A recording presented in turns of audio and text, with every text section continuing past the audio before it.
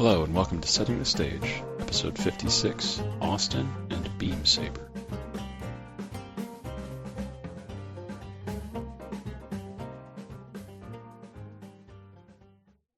I'm here with Austin today to talk about her game Beam Saber. You also have a podcast that looks at a bunch of different games. So hi, Austin. Hello. So I'm happy to be here. Yeah, I'm glad you can make it. Well, to get started, yeah, who is Austin outside of RPGs? Although I know you do designing and have a podcast, so maybe RPGs are a big part of who you are, but still.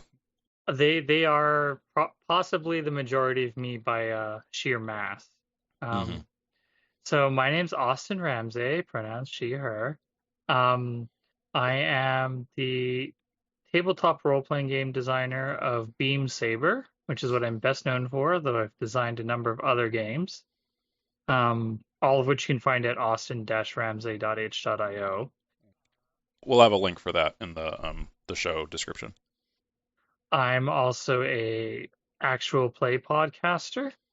The first show that I was on was You Don't Meet in an Inn, which ran from 2014 to 2021 and was a podcast about exploring obscure tabletop role-playing games with a rotating cast. I've also done Beam Saber the Cenotaph, um, Fantasy Craft The Last City, and currently I am the project lead for CallusCon, a Beam Saber mega game actual play featuring 31 players. Ooh, wow. Okay. Well, I'm gonna need a list from you when we're done to get this all in the episode notes. Jeez. Yeah, I do. I've been doing a lot of stuff in the TTRPG space since I've been working in it in one form or another for 10 years now, and that's not even including the stuff that never went public. Oh, that's pretty cool. What did you do before you were doing RPGs, like professionally? Well, well, I went to university to become an elementary school teacher.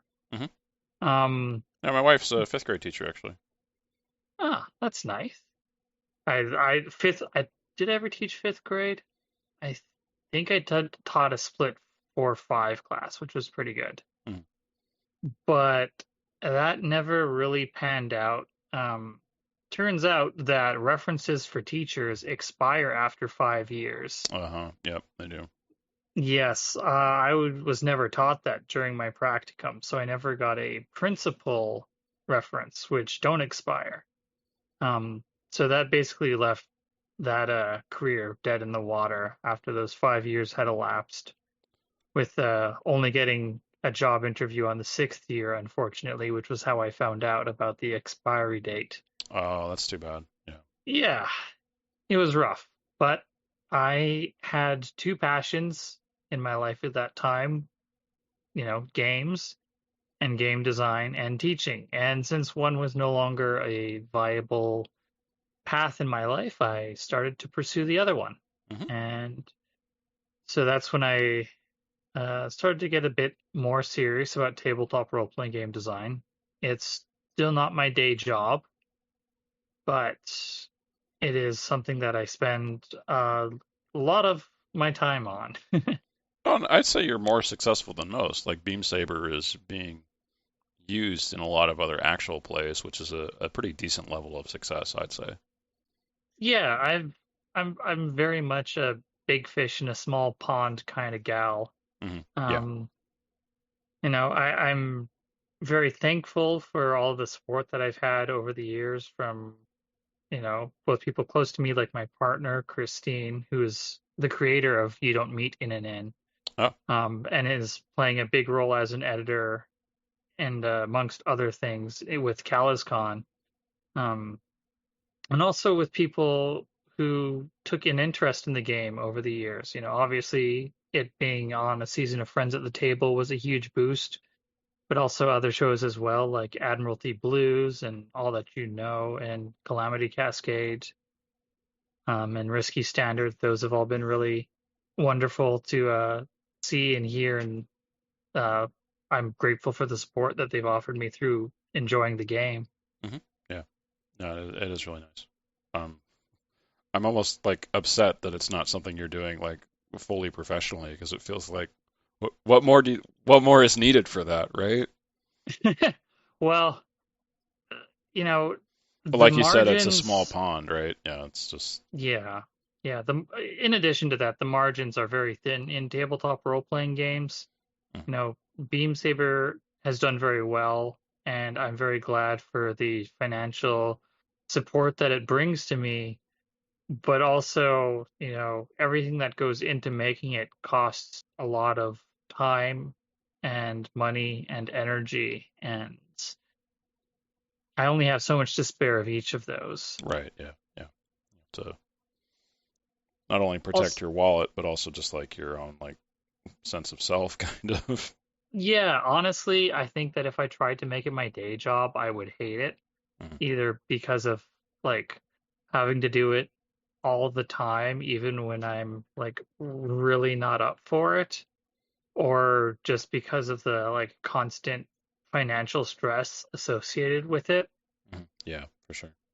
Yeah, like I've done some freelancing work, and that's fine, but it's pretty been pretty spread out for the most part, and I don't think I could do it regularly. Well, how did you get started playing? Is it like any RPG? Oh, well, so there's sort of two starting points for me. Okay. The first is that when I was, a little kid playing games of imagination in the yard, in the like field behind my house Uh-huh. with like the rest of the neighbor kids, or at school with my classmates and friends, I was always coming up with rules for how those games should function. Okay. And, you know, weird stuff like coming up with pretend classes effectively. Like, oh, if you're going to be a knight, then you can do X, Y, and Z. You can't do A, B, or C, Okay. that sort of thing. And so I did that for a long time until about grade six, when that sort of imaginary play dropped off for me. And also coincidentally was around the same time that I encountered Dungeons and Dragons for the first time, when my mom signed my brother and I up to a D&D March break camp at the Royal Ontario Museum, which was really cool. And so that was my introduction to tabletop role-playing games in truth, was playing D&D and making a character on in the arms and armor section of the museum. Oh, okay. Yeah, and then from there didn't uh I didn't know where one would buy the stuff to play D&D, nor did I have the money for it because I was, like 11. Right. Yeah. And so I started rewriting, well, or making my own game from scratch based upon what I could remember of playing 1 week of D&D at a day camp. And so that started honing my game design skills at that age. And I, returned back to game design at various points throughout my life: middle school, high school, early university. And then it wasn't until a few years after I graduated, which was when I started working on Beam Saber, which was 2017, which was actually my third stab at a mech TTRPG. So transitioning from player to DM happened pretty naturally for you because you were used to being sort of in that rule provider arbiter position from your childhood games. Yeah, basically. And also the fact that like I was the one who was most interested in this stuff when I was Hmm. getting started. And then for most of my life, I was, again, still the one who was most interested in it, or I was the only one who was willing to GM for most of my life. So I am dyed in the wool forever GM. Yeah. Yeah. This is sounding like a very familiar story to me. I was a little bit younger than sixth grade, but still, yeah, same, same kind of thing. Well, cool. Tell me more about the journey to Beam Saber from other games. Like, what made you want to make a system for that that you felt like didn't exist somewhere else? Uh, Well, I guess let's start with the you don't meet in an inn podcast because I feel like that's part of that journey and that's more of like a self-contained story. yeah. So that came about for a couple of reasons. One was that I actually didn't listen to podcasts at that time, Hmm. but my partner Christine, they listened to a variety of podcasts, including some actual play. I think it was called Major Spoiler was the one that she listened to. I don't recall at this time. I never listened to it myself. And we'd, played some tabletop role playing games together before that point. And she said that she always saw me looking at all these different TTRPGs that I was reading over and was really interested in and talking about, but I never had an opportunity to play any of them.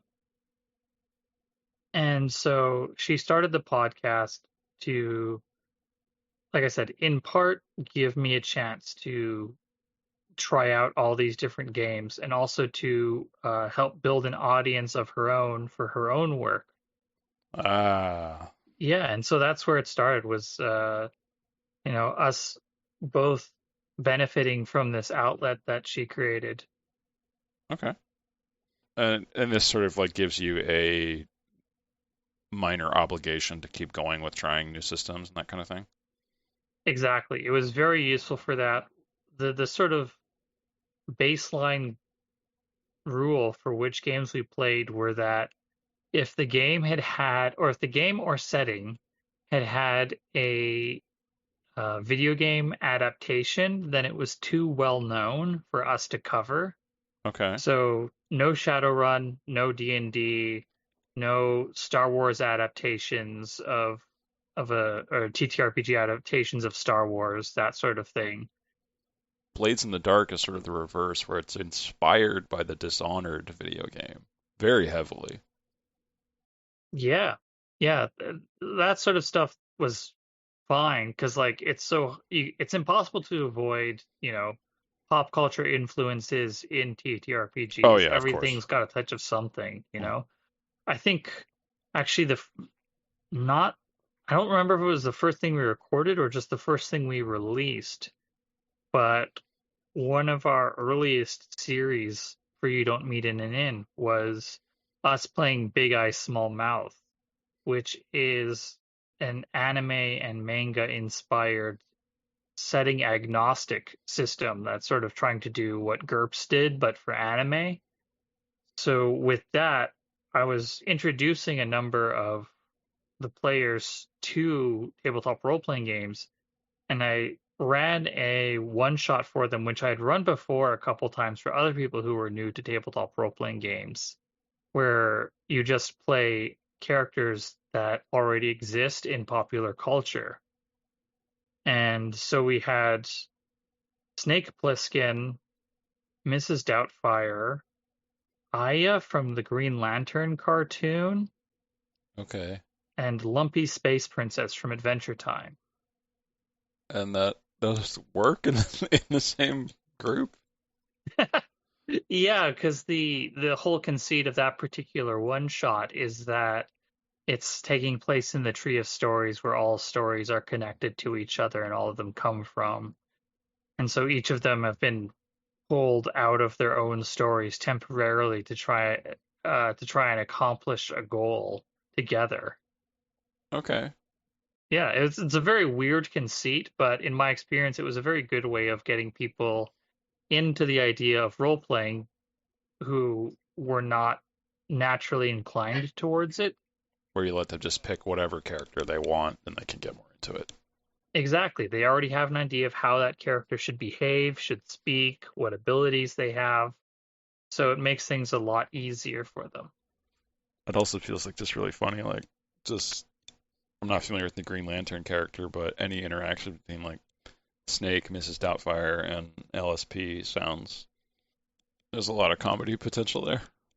Yeah, I've run it a couple times, and in previous interact iterations, there was one where it was Frank Enfurter, Bender from Futurama, and Bugs Bunny were in one group, and then another group was Batman and Buffy. Okay, that's a pretty. The second one, Batman and Buffy, feels like okay, this isn't that ridiculous of a team up. Yeah, that's probably the most normal of the three groups. Yeah, they're both superheroes. They're both. I mean, they're different personalities of superheroes, but if they existed in the same universe, I could imagine that team up without anything weird going on. Okay, yeah. So you did the you don't meet in an inn podcast where you're doing like one shots or like a sort of maybe not one shots exactly, but short tryouts of different systems, and you did that for years. You said that was 2014 to 2021, I think. Yeah, And that means you started Beam Saber during that process because you said that started in 2017. correct. Yeah. So you're trying out all these different games, and then you get some sort of inspiration for Beam Saber. How did that happen? There was basically two things that sort of coincided that caused me to start working on Beam Saber. Um, One was that I did a one shot of Mobile Frame Zero Firebrands, I believe is the full title for it, Okay. with some friends and myself.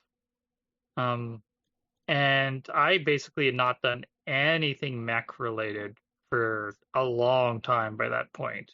Like I don't I had maybe watched wait, MS Team, the Gundam OVA a couple years prior, but like it was basically disengaged from mech stuff.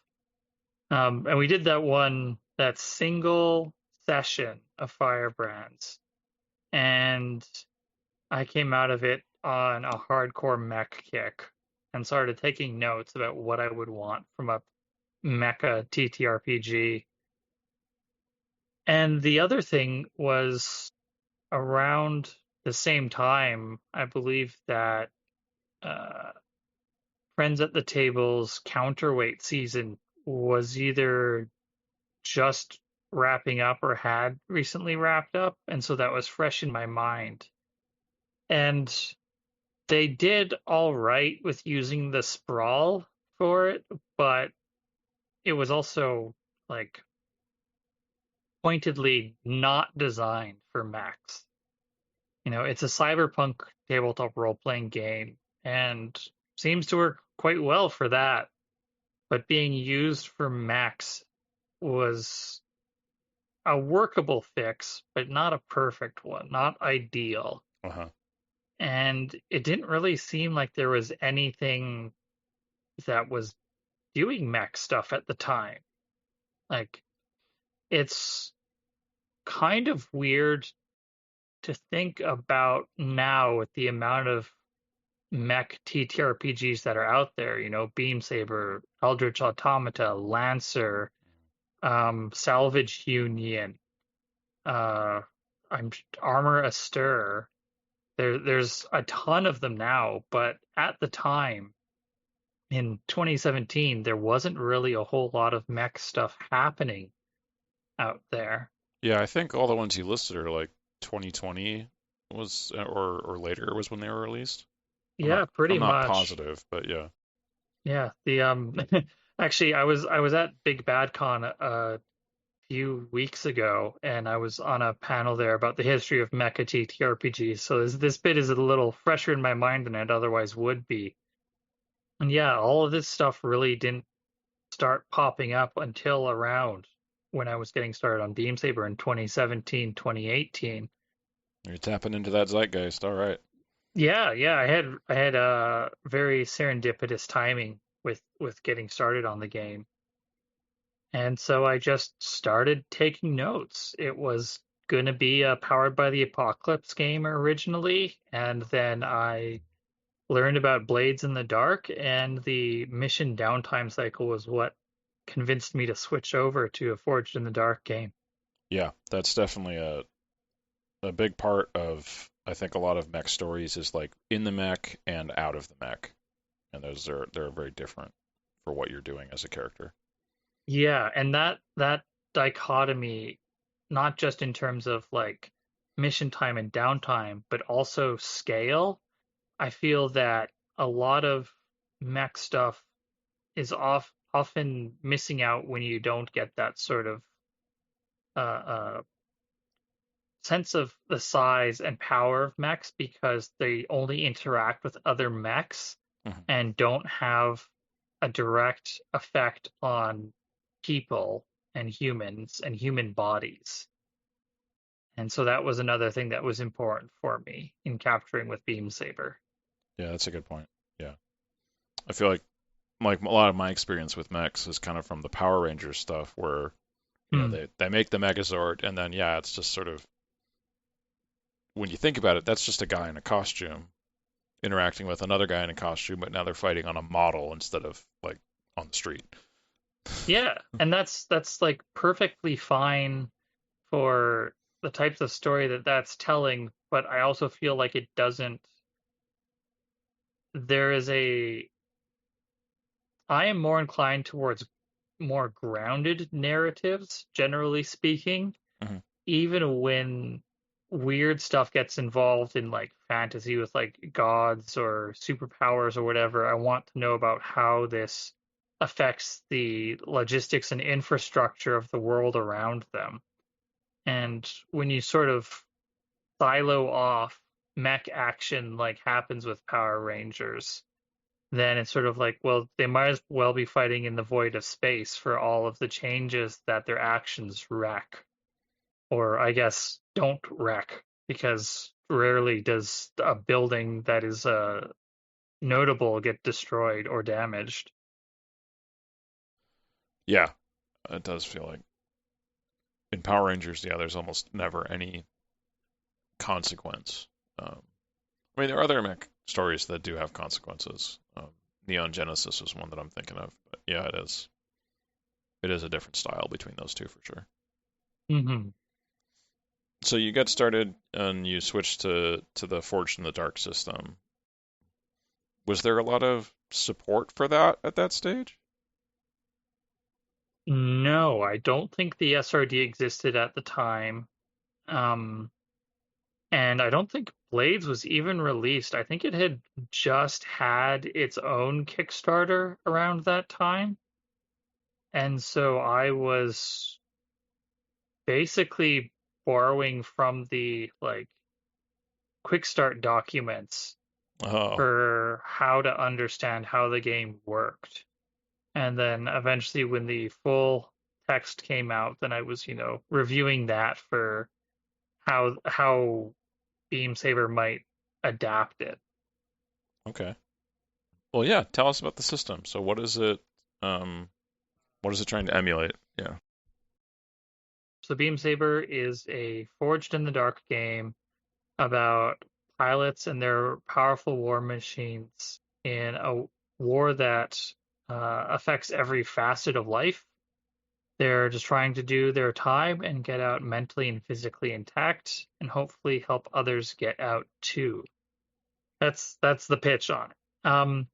What it is mechanically is you do missions in or out of your vehicle, sometimes both, depending upon the nature of the mission. And very pointedly, the game says vehicle and not mech, so that people can have things other than, a giant humanoid bipedal machine if they want to do a tank or a jet or a Fiat 500, as I had in a one shot at a time. And then you do these missions for organizations too massive to comprehend in their scope. All right. Big old mega-corps. Yep, or just nation states. Oh yeah. Then they, pay you out for your hard work.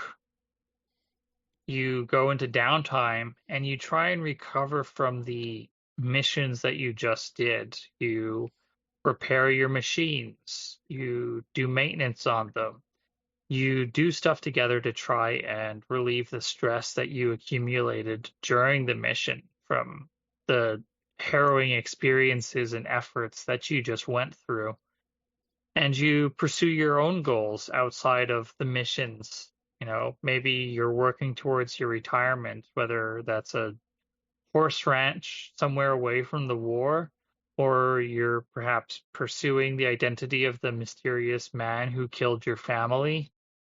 There's many different things that you'd want to pursue during downtime.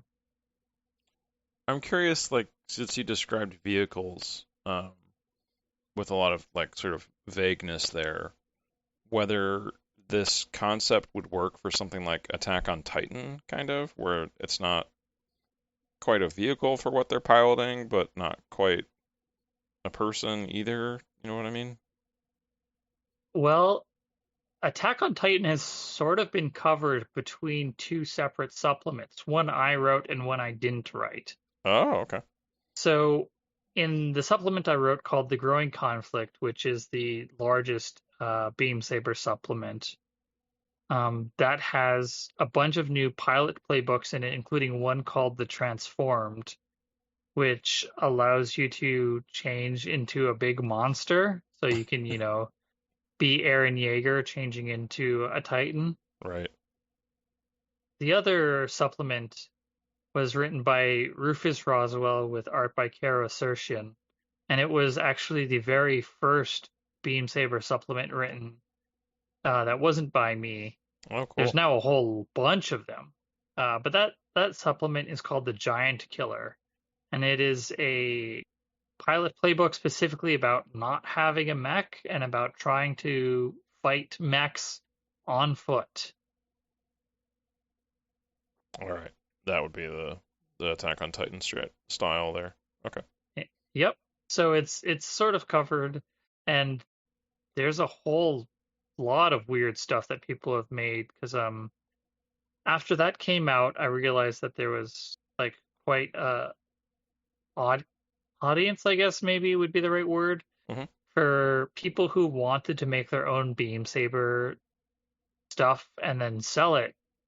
And so I created the Beam Saber supply drop license. So anyone who makes their own Beam Saber work, they can sell it on their own sites and retain all of the profits. They don't gotta give anything to me other than credit for Beam Saber and not try and undercut my game by like including all of the rules or something. Yeah.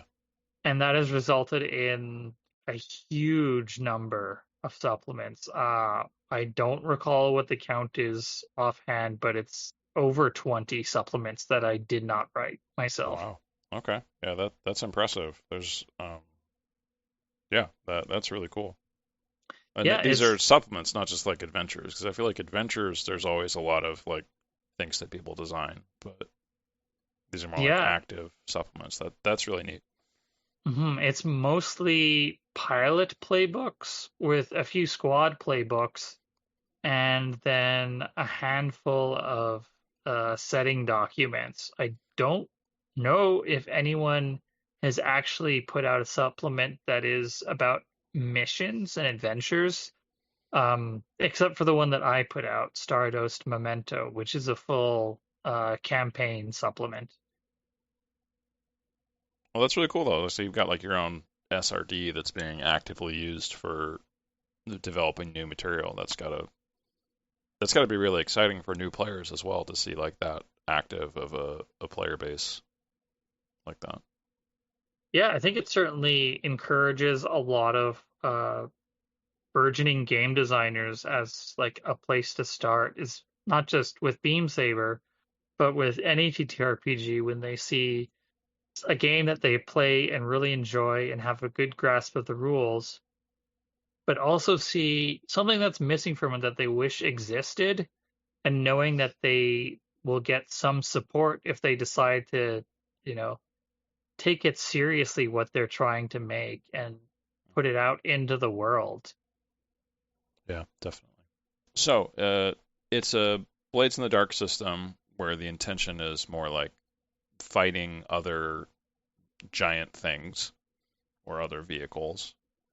And Blades in the Dark is the intention of usually stealing something or smuggling something, like you're kind of breaking the law, but it has a lot of different approaches to that compared to most mech stories. It's very like sort of, I don't want to say a linear approach, but it's always like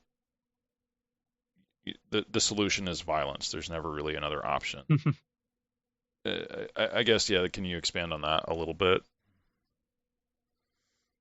Well, the thing about mech stories is that, I mean, the old joke is that you get someone talking about a mech show that they like, and they say, unlike other mech shows, this one's about the characters, Uh-huh. right? That's Uh, the old joke because all, pretty much all mech stories are about the characters. You know, they just happen to feature giant robots in them. And a lot of the drama that happens between characters happens while they are in those giant robots, right? A common thing is you get the cut-ins of the pilots yelling their ideals at each other while their beam sabers clash, you know? yeah. Well, And that's true for like a lot of different shows that feature combat where there's always like talking during the combat that doesn't feel realistic necessarily. yeah, exactly. And so part of it is to integrate that mechanically, you know?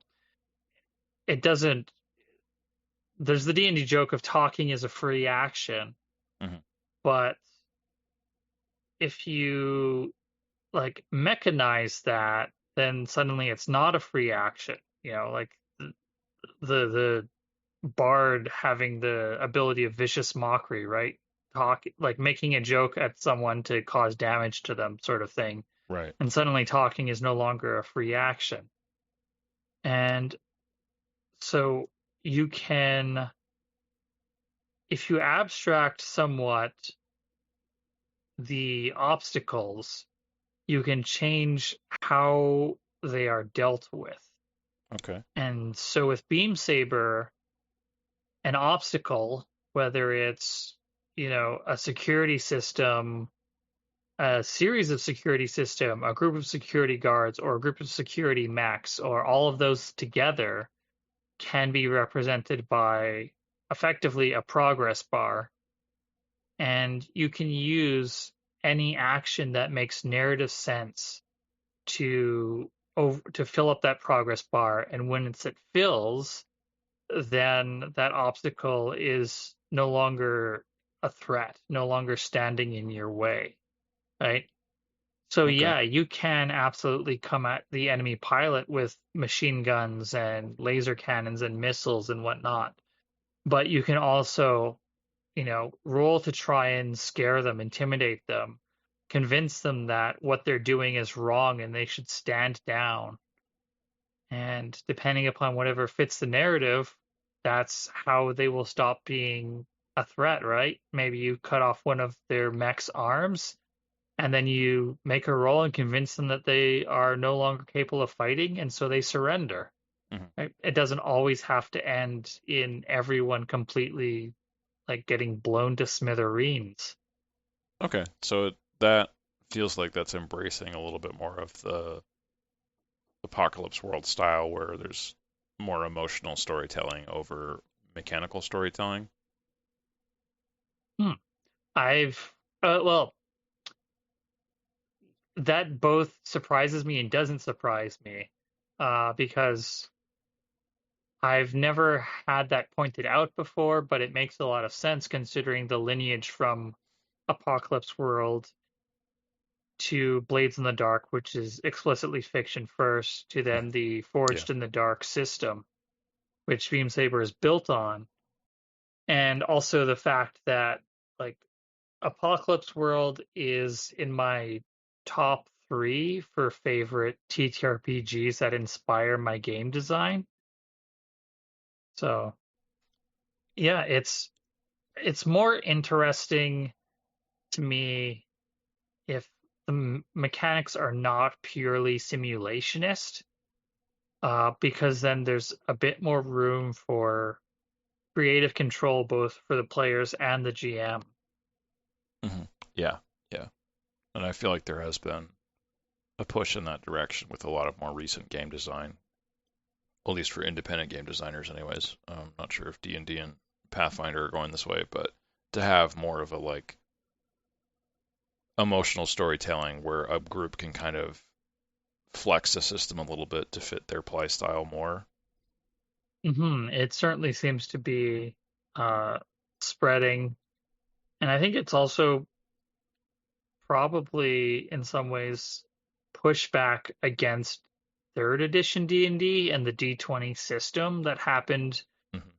to that basically dominated the TTRPG space in the 2000s and squashed out a lot of other game design at the time because of, I mean, D&D's always been a monolith, maybe not in the 90s when it was sort of falling by the wayside as, Vampire and other games rose to more greater prominence, but especially in the 2000s with third edition and the open gaming license Yeah. that was available to anyone who wanted to design stuff that was compatible with D&D, it really, you know, changed the face of the indie space. And I think that a lot of the designers who are making work now came up and started designing in relation to uh, or in rejection of D&D third edition's heavily simulationist mechanics, or were then inspired by those designers. Yeah. Yeah, I can definitely see that. That's a very good way of putting it. Well, yeah, is there anything else that you wanted to say about the basic Beam Saber rules or setting before we go into Rush Wars? Was the where we were going with this, I think. um, no, I don't think that there's like Beam Saber's a big game, right? But you don't have to use all of it. A lot of it is there as sort of like optional complexity if you want to add on to it. Mhm. But I think the core game is fairly tight and runs well.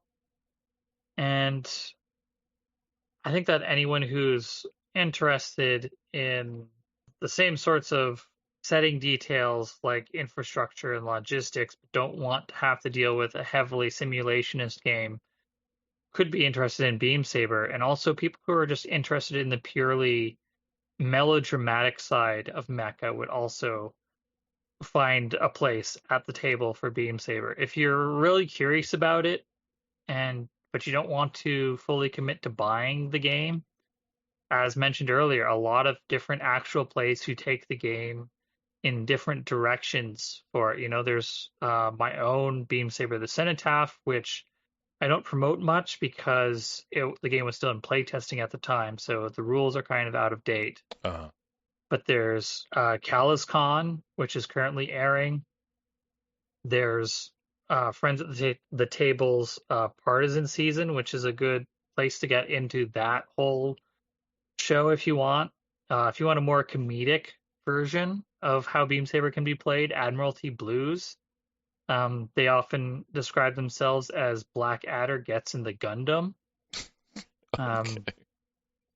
Risky Standard is sort of a like, what if Beam Saber was a Western?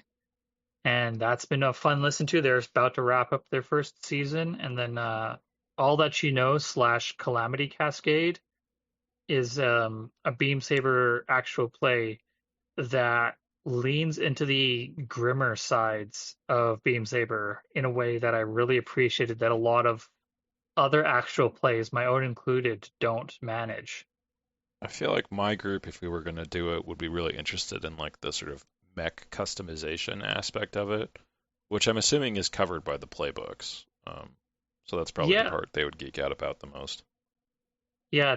I think that some people struggle with how mech customization works in Beam Saber because it's not something like Mech Warrior or Armored Core where you're picking out every little part for the mech.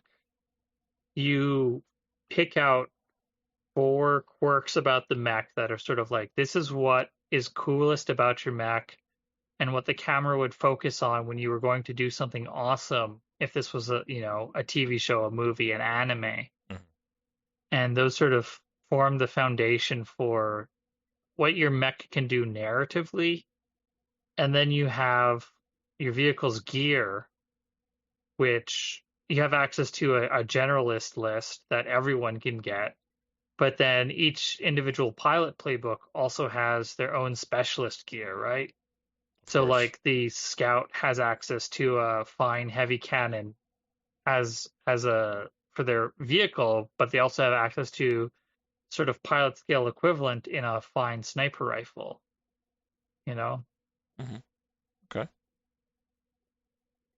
Yeah, I was curious if like there was going to be a lot of alignment between like, the big heavy muscly guy is also piloting a mech that, has a battle axe and is just going in like in melee instead of using guns.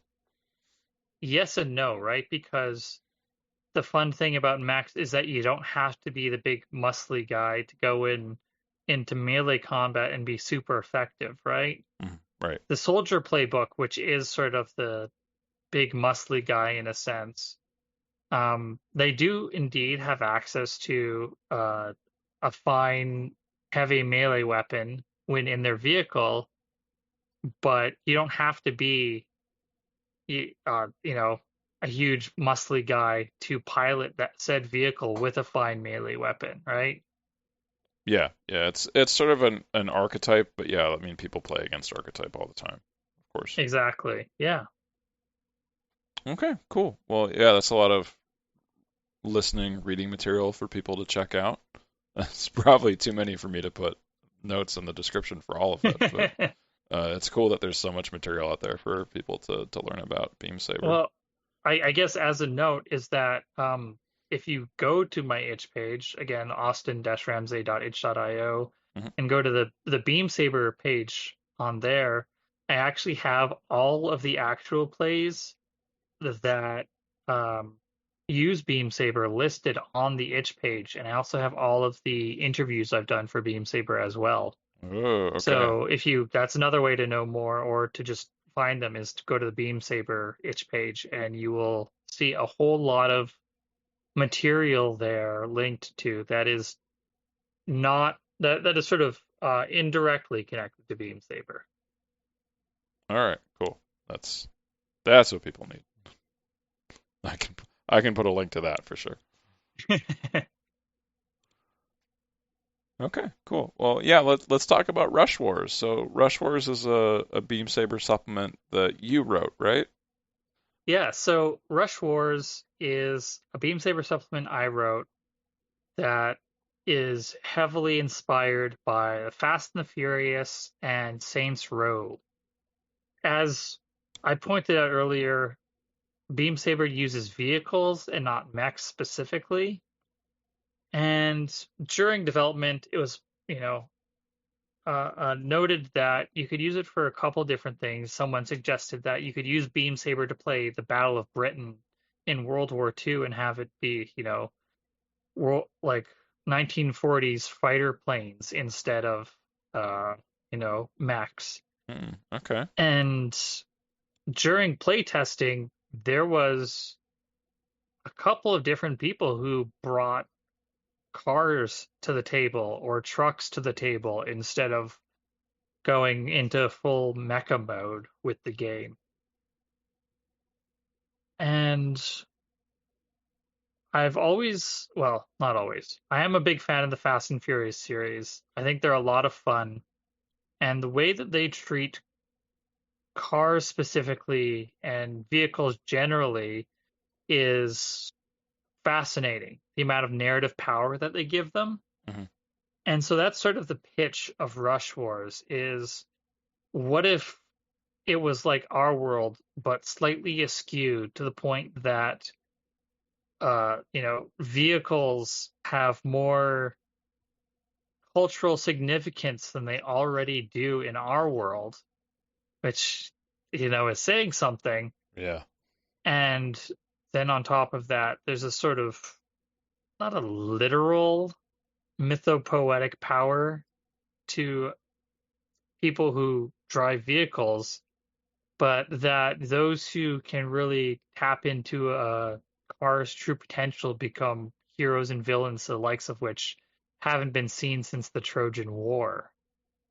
Become these larger than life figures by knowing how to drive extremely well. I mean, that's kind of what charioteers were like in ancient Greece and Rome, where they were like, I think the richest person in Rome before the emperors was a chariot racer.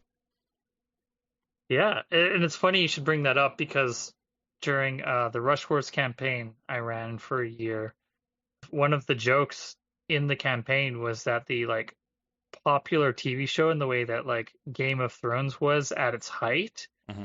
was not Game of Thrones, it was a TV adaptation of Ben-Hur Oh, okay. because of the how much chariot racing played a major role in that, right?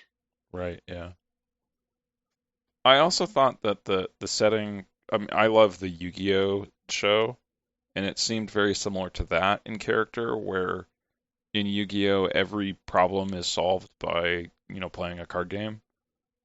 Um, Even a jailbreak, like they break out of jail and they have to beat like the warden in a card game to get out of jail.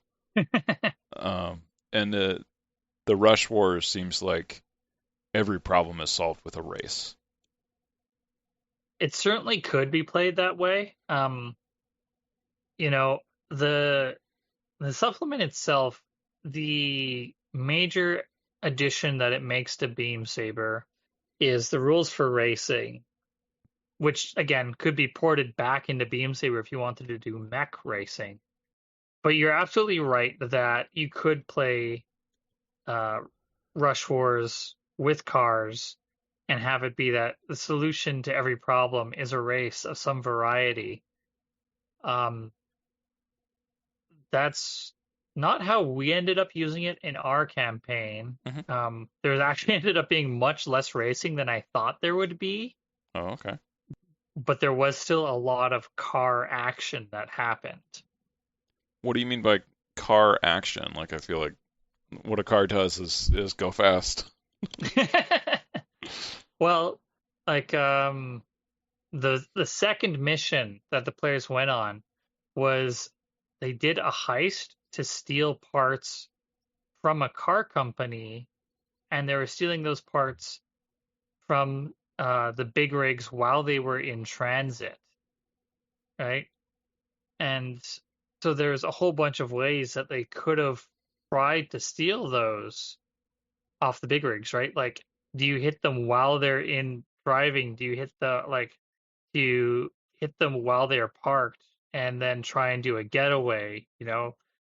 There's a bunch of different ways that cars, yes, they go fast, but the ways that they interact with each other and the ways that they interact with people while going fast can change a lot. It doesn't. A race is a specific kind of story. It's about who is the best driver and who gets to a place first. But you don't have to get to a place first or even be the best driver to tell an interesting story with a car. And that's sort of what Rush Wars is trying to do. Okay. For instance, car chases, those are not a race, but there's still action with cars. And yes, high speed is involved. I feel like a chase is. I mean, I thought of a chase as another thing you could do with cars, but it is sort of. It's kind A of like a race in a race. sense. Yeah, like there's a different meaning for what finish line means in that case, but it's still you're trying to go fast and get away from everyone else in a sense. Yes, you're not wrong about that. But the narrative stakes and how to represent those at the table are different, Hmm. Yeah. right? because if you're doing a car chase and are the heroes the ones being chased or are they the ones doing the chasing, right? That's the first thing to establish. Of course. And then you need to know what is the goal here.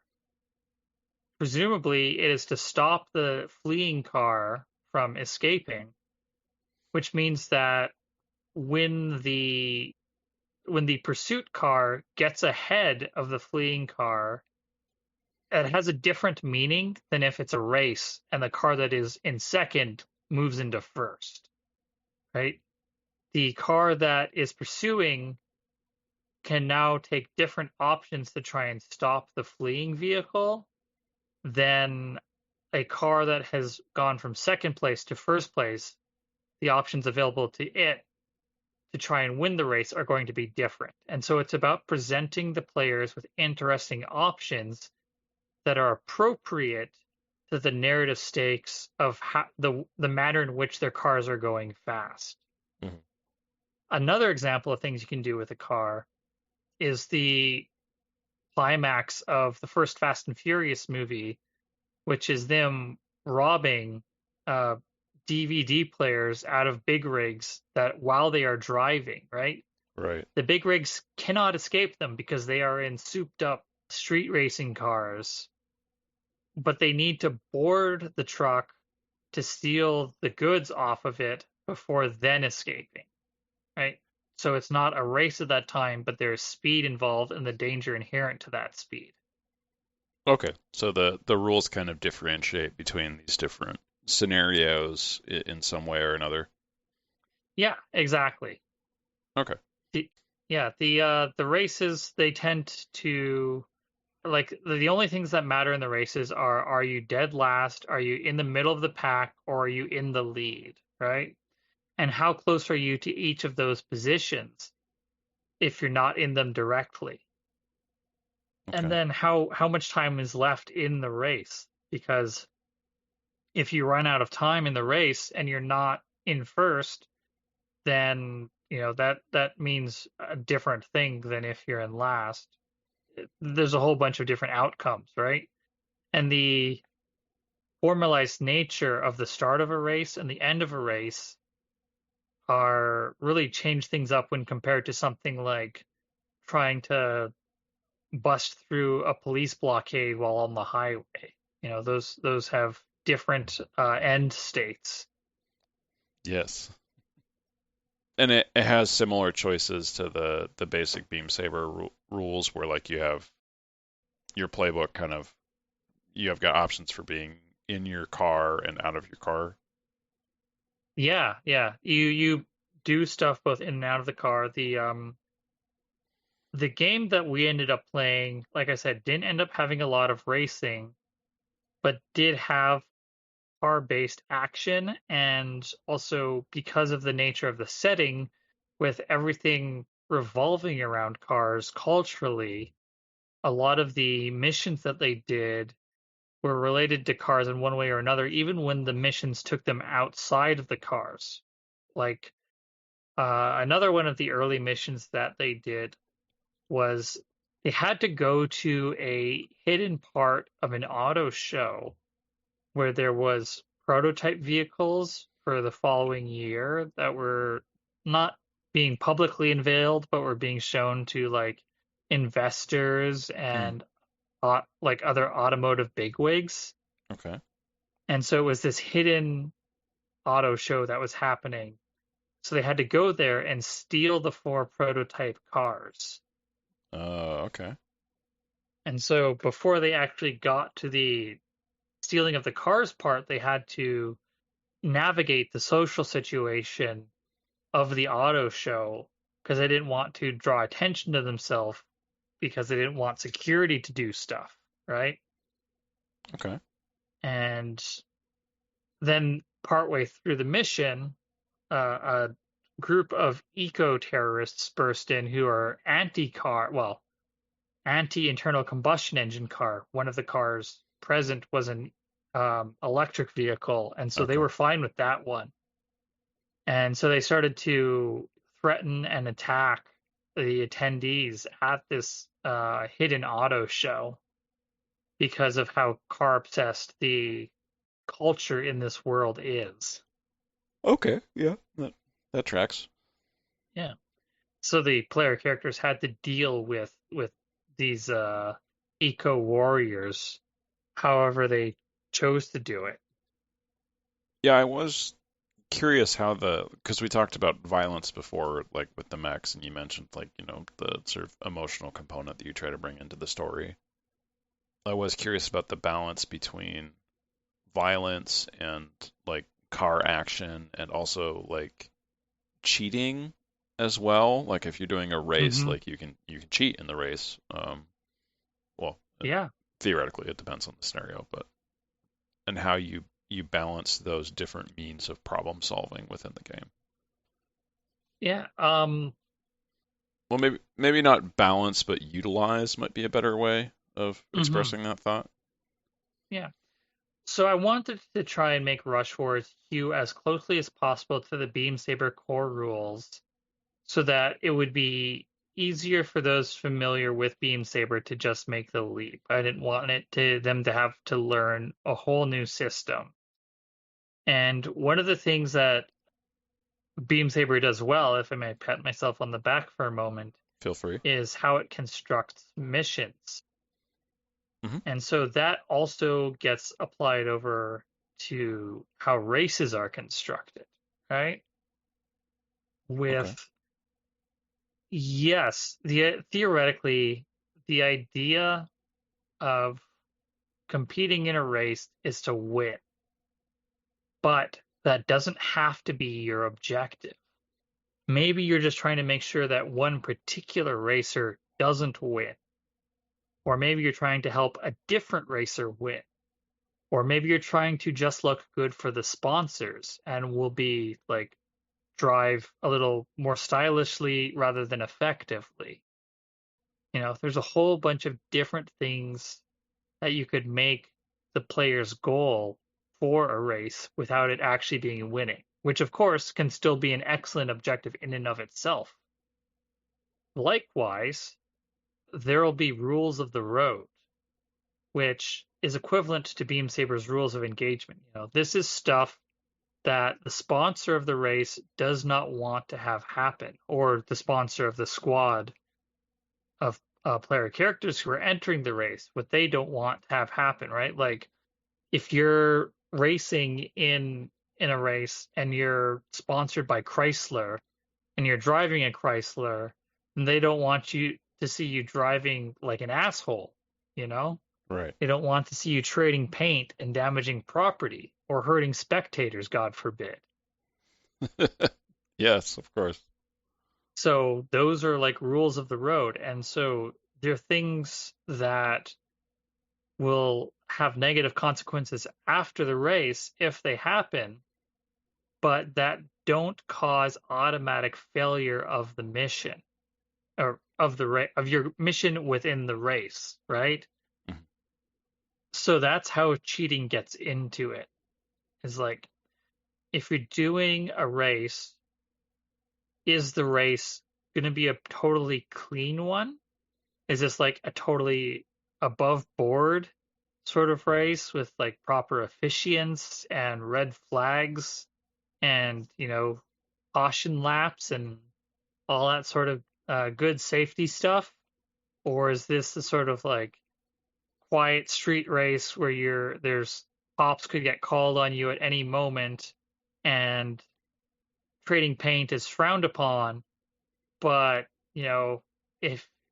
if it happens and nobody dies or gets arrested, then it's probably at worst going to just be a fist fight at the end of the race, right? Yeah, yeah. So that's sort of where cheating comes in is deciding before the race even begins is what kind of race is this?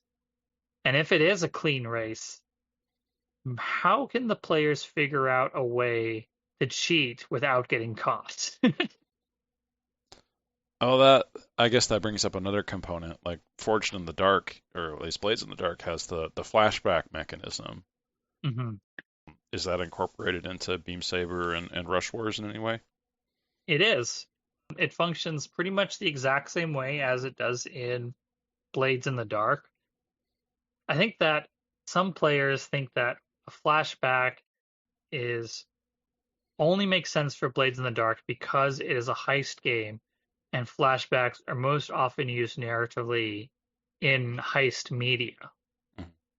But what a flashback really represents is that the player characters had a plan going in, and they had that plan because there was going to be something they would encounter that as professionals they would know existed, but that the players themselves wouldn't be able to know beforehand, right? Mhm. It's playing with the player versus character knowledge boundaries. Usually it's the other way around, where characters don't know something, but the players do, right? And so the players are expected to behave in a similar in a way that expresses the fact that their character doesn't know, that they're the other player character the next room over just got shot, and so now they're on a timer as they bleed out of the next room, right? Right. The player knows that, the character doesn't. And so flashbacks flip that around and make it so that, oh, the character expected there to be this particular kind of security system, or that their opponent would drive this particular type of car. And so they made a plan for that, and that's what a flashback really represents, is a character being competent and having a plan for something that they would reasonably expect to occur. And the more unlikely the occurrence is, and the less probable that they had an opportunity to plan for that, then that causes a greater stress cost to have the flashback, right? Right. So that's how both Beam Saber and Rush Wars incorporate the flashback mechanic, is that it's about having a plan before it becomes necessary to reveal it. Yeah. I feel like in movies that and other media, it's often done to sort of keep the audience in suspense about like because if you reveal the plan ahead of time, then when they get caught by the guard with when they already have some solution, it's not there's no tension if we already know that there's a solution. Exactly. And the players are part of the audience when you're playing a tabletop role-playing game. So Hmm. it's Yeah. important for them to have tension as well. Yeah, I was gonna say it's a bit different with role playing where the actors in the audience are kind of the same group, but yeah, Hmm. it is still important to have that. Well, I wanted to pivot a little bit away from the system now to talk about the setting instead. Yeah, And I know that like people are always free to kind of take a rule set and put it into a different place, obviously, but you do come with a bit of a default setting here, which you explained a little bit about that it's where racing is a bit more important in this version of Earth than our version of Earth. Cars are more important. Um, as if the rest of the world is as car obsessed as the U.S. is, and then the U.S. turns it up another notch. I guess is the idea. yeah, certainly an accurate way to put it. Yeah, yeah. So go ahead, tell us about the setting. Yeah, so it's not a fully fleshed out thing, to be honest. The Rush Force supplement is still in development at this time, but the game that I played, or that I ran for a year of Rush Wars Uh-huh. for my friends, we did it in a sort of this world's version of Detroit. Beam Saber is a game of melodrama frequently, and Rush Wars even more so, with its inspirations being Saints Row and Fast and the Furious series. Hmm. We took a very funhouse mirror version of Detroit and ran our game in that. We didn't have a particularly fleshed out idea of what we wanted, or of the details of the setting from the start, but we knew a couple of things. The first is that we wanted the general pitch to be that there was a company run by a somewhat self-important billionaire who, quote unquote, founded Interax, and the company makes a really popular brand of electric car. Okay. You might see what we're sort of hinting at with the with the I character. I was thinking that this sounds like it might be Elon Musk, but Yeah, pretty much. It was basically, what if not Tesla brings a factory to Detroit, and what does that look like for the city and its residences, you know? Mhm. So we talked about it, and so it's like this company is bringing a factory to Detroit. Yeah, they got to crush a poor neighborhood that's in the way of the factory, All right. and they're getting tax breaks and subsidies to do so because it'll bring jobs, and everyone knows that jobs fix all problems in a society. Of course. Yes, Jobs and cars. yes, exactly. Um, And so people who are trying to oppose it, the building of this factory, they're getting trampled both legally and illegally, Mhm. by cops and hired goons and lawyers, and even autonomous cars that just happen to malfunction at just the worst possible moment. Oh, nefarious. I like it. Yeah. So that was sort of like the broad pitch of the setting, with the player characters being a girl gang who are not going to let this shit happen. This is not going to fly in their neighborhood. All right. And so they take to their cars and take up arms, literal and metaphorical, against the company. And we did not really, another reason that the setting is not very fleshed out in terms of like hard facts as opposed to vibes is because none of us had ever been to Detroit before and still haven't, to my knowledge. Okay. Well, it's cool though. Like if this was like a Fast and the Furious spinoff, I'd watch it. That sounds great. I mean, I'd Yeah, it, watch any Fast and the Furious movie, so maybe that's not as good a compliment as it should be, but it seems like it could definitely be one. I guess that's what I'm trying to say. yeah, the game honestly ended up being more Saints Row than Fast and Furious Mhm. over the arc of the game. There ended up being much less racing than did just car-based criminal activity Mhm. and car-related criminal activity. Okay. Yeah. And so, we had stuff like the mob getting involved and rival race crews and fixers and hitmen and the cops and the FBI and shady government paramilitary groups made up of criminals and all kinds of over the top action extravagance just sort of built into the setting that Hey, bubbled up over time. got it all. The number one antagonist throughout the story was one of the characters' rivals. Beam Saber has a mechanic called Rivals, which is where you declare that a particular NPC is your character's rival. Okay. It can be for whatever reason, and you can do it at any time. And making them a rival gives them a lot of power.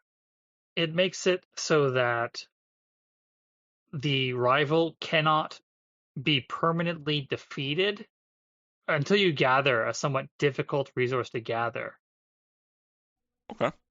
This is getting even more in the weeds about Beam Saber mechanics, but one of the things that makes up a character is their drive, which is what they want to change about the world. And when they pursue that, either in missions or during downtime, they make progress on that. The progress goes into two drive clocks that they have. And when one drive clock is filled, they can you spend it to get an auto success on a roll or to do a couple of other different mechanical things. If they have two drive clocks, then they can spend both of them to change the circumstances of a single character. And what that means is purposefully mechanically vague so that it can be narratively broad, right? You can use those two clocks to, ensure that a character retires to safety and will never be harmed again for the rest of their days. But those two drive clocks are also what's necessary to permanently remove a rival as a threat. So you have to decide between using the drive clocks on accomplishing your drive or on removing a rival if you decide to declare one. Okay, so the drive sounds similar to a lot of things that occur in different Apocalypse World or Forge in the Dark systems, where your character is supposed to like have something they want that when you bring that into the session also gets you XP is usually the way that's encouraged. But it's interesting because this also feels like it's not just like this is how you get new abilities kind of stuff is not what you mentioned. You mentioned more like this is how you have narrative progress, which almost feels like it's more like the coins in Blades in the Dark, where like you're building up coins and then you can do something with them. Yes, you are 100% correct.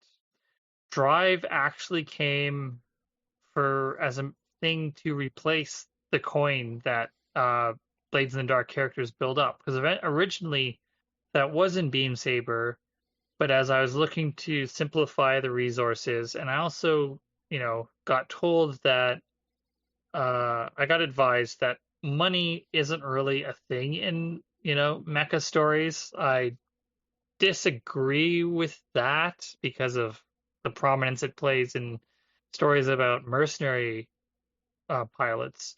However, point being made is that money does not give mecha characters control of their lives. And so I started thinking about like, okay, Mhm.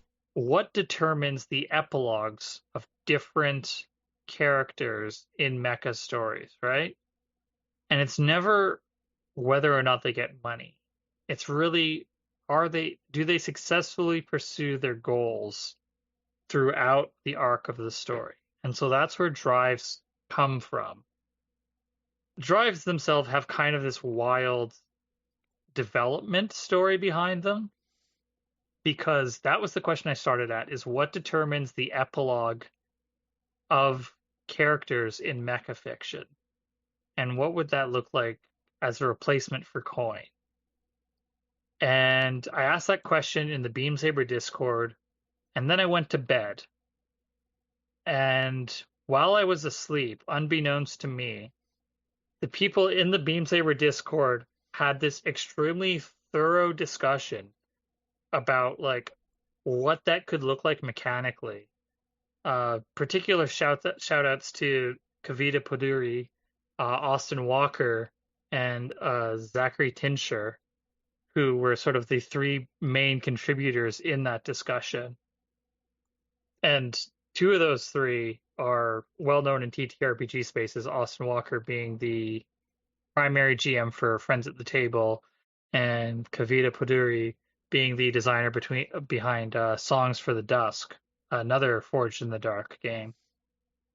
I thought some of those names sounded familiar. Yeah. So I woke up in the morning and just saw this huge discussion about like with a whole bunch of different ideas about what epilogues and working towards epilogues and character goals look like. And so, I synthesized those and added my own spin to them and tightened them up as that was so that they would better fit the rules. And that's what became drives. And drives are now like a very key mechanic in how a player character works in Beam Saber and its variants. Also, just great name for the system. Well, it's cool. This is like it shows a real respect for the genre that you were having those types of discussions and came to like a good conclusion. Yeah. So yeah, that's really neat. So the whole reason I brought drives up in the first place is is because of how they relate to the rival mechanic, because you have to spend your drives, so you have to spend, your own future prosperity or your own desires about how you want to change the world to remove this antagonist who has been hounding you for ages, right? And so when you declare a rival, you're guaranteeing that there's going to be an ongoing threat within the narrative to the player characters. And so the rival that got declared in my Rush Wars game was one of the characters decided that not Grimes was her rival. Okay. And so such was born Stacy's Goodwin, better known as Essence. She was influencer, fashion designer, singer, and because it's Rush Wars, eventual race car driver. Of course. Hmm. And so she was an antagonist against the squad for the entire campaign, from the very first mission to the very last mission. So this feels like it's a bit more of a mature choice mechanic that you've introduced, because I'm thinking of like the Cars franchise, where it's a kid's story, but it has a similar thing, focus on cars and racing and car action, of course. And the ending is that the character is able to defeat their rival and have a sort of happy ending with everyone else, which is a different kind of genre, I guess, because it's more happy ending comedy, traditional comedy kind of thing. Is there a support for that within your imagination of Rush Wars, or is that just sort of a custom idea that someone could run with? So I think that, well, first off, a rival does not need to be declared in a game of Beam Saber or in a game of Rush Wars. Not every game has them. They just, in my experience, tend to, because of the fact that they can be a lot of fun. There's usually at least one player in a Beam Saber game who hears about the rival mechanic and decides either beforehand that they want to have an antagonist that features in their backstory, or they encounter an NPC at some point who just rubs their character the wrong way in the most intense way possible. Mhm.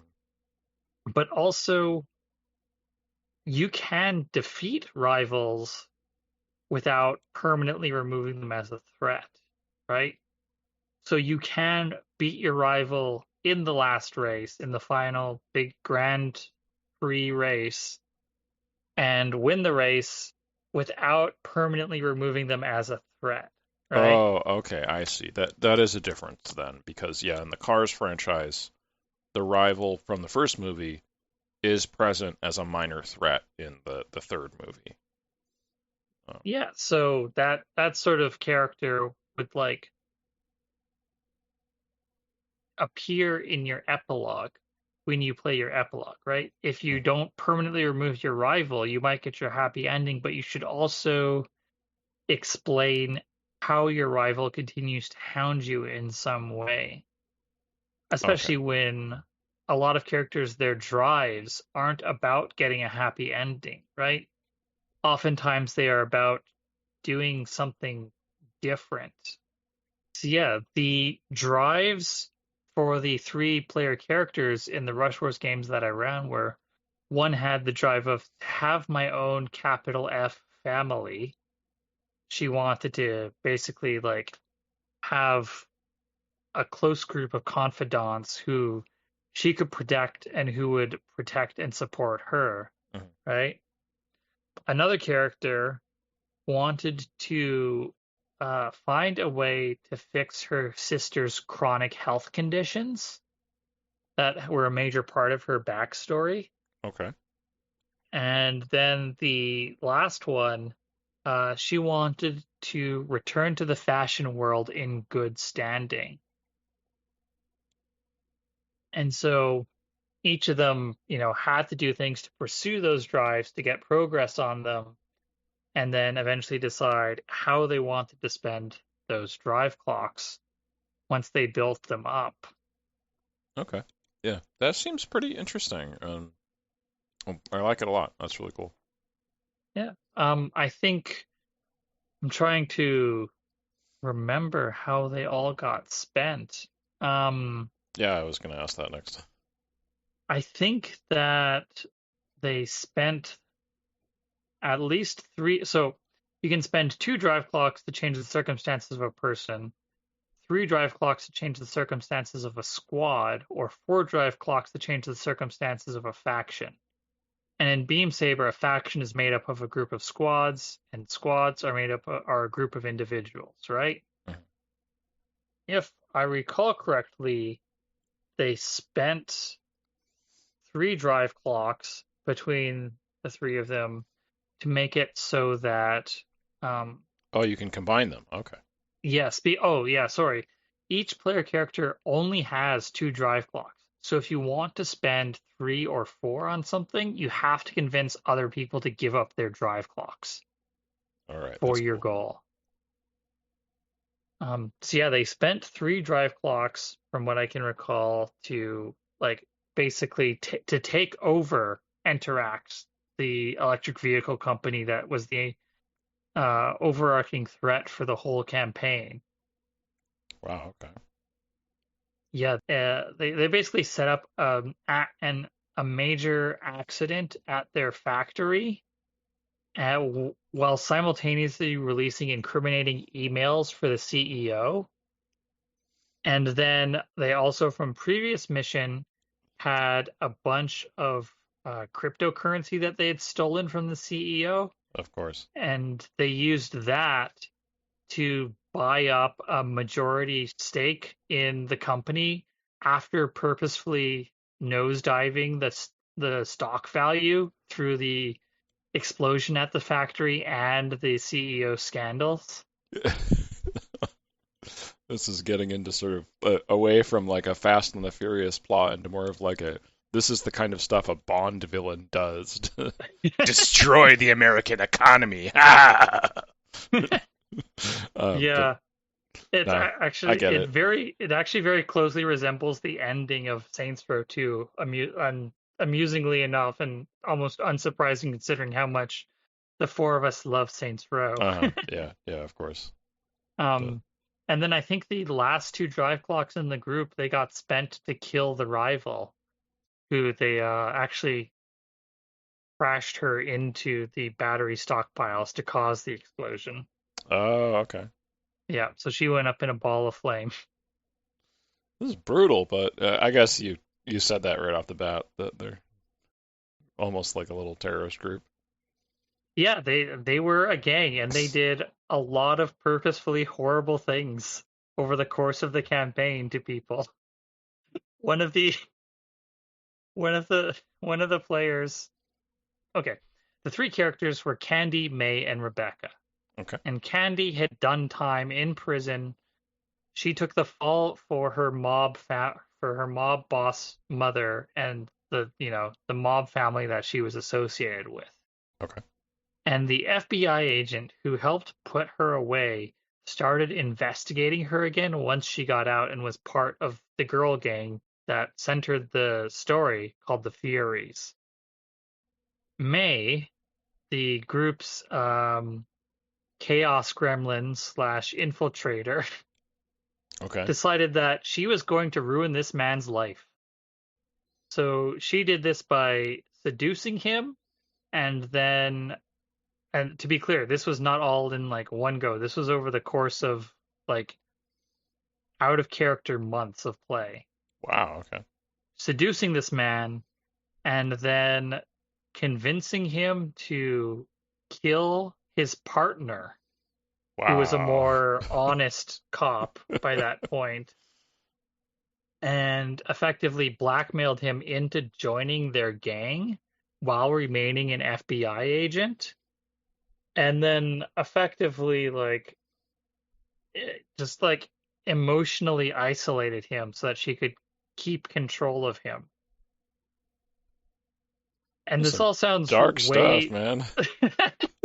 Yes, it sounds really dark, but it was um more done in like a black comedy way I can definitely because see that. Yeah. the character May was not a like big time conniving character. She was just like id personified. She didn't actually have a vehicle. She had roller skates that she had attached NOS to instead of a car. Oh man. Okay. That's a good look. Well, roller skating crime gang. Okay. Well, one of them was roller skating. The former Candy the Mob connected one, Hmm. she drove what was effectively a like a big rig turned into a monster truck. And then Rebecca, the fashion designer, she drove a Chrysler sports car and was actually a secret plant for Chrysler and was trying to get them street cred. I can't imagine what getting Chrysler street cred in the real world would do, but uh, uh, I don't think blowing up Tesla's factory in Detroit would be the answer. No, that storyline sort of fell by the wayside a bit, Yeah, I imagine. as That's cool though. storylines have a tendency to do sometimes. Sometimes you have an idea for a character at the start, and then it ends up just not being where the narrative takes the character specifically and the play group generally. Yeah, but it's something that happens to a lot of people when they're playing. I think it's more just important to recognize that that's happened and be willing to pivot with what the character is doing, right? Yeah, that was actually there was sort of a mechanical side to that as well with Rebecca because she started with a playbook called the Partisan, which was one of the Beam Saber supply drop supplements. So it was not made by myself. And that playbook is about having connections to effectively a third party who will provide you with resources that you normally wouldn't have access to.